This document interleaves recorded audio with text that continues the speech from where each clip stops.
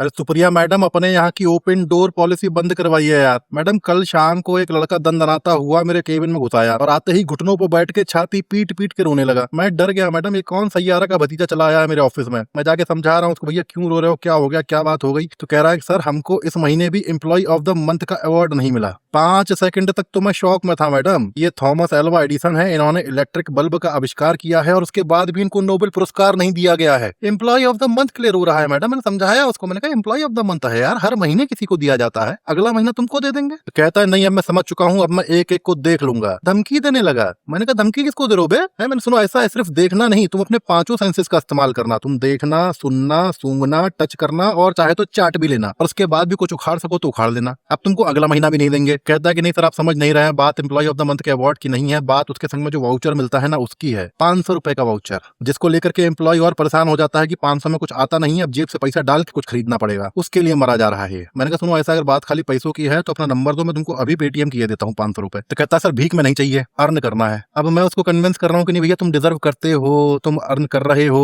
तुम बहुत बढ़िया काम करते हो, क्या कोडिंग करते हो। तो कहता सर, कोडिंग तो मैं करता ही नहीं हूँ, मैं तो पेंट्री में काम करता हूँ, चाय बनाता हूँ। एक तो मैडम मेरी समझ में ये नहीं आता है कि कोई भी मुंह उठा के मेरे केबिन में कैसे घुसा चला आता है। ये सिक्योरिटी वाला रोकता क्यों नहीं है उसे? अच्छा, सिक्योरिटी वाला भी नाराज है मुझसे क्योंकि मैंने उसको भी नहीं दिया एम्प्लॉय ऑफ द मंथ आज तक। मैडम, अगले महीने से ना जो सपोर्ट स्टाफ है इनको देना शुरू करते हैं अपन अवार्ड। इनका हौसला बढ़ाना ज्यादा जरूरी है।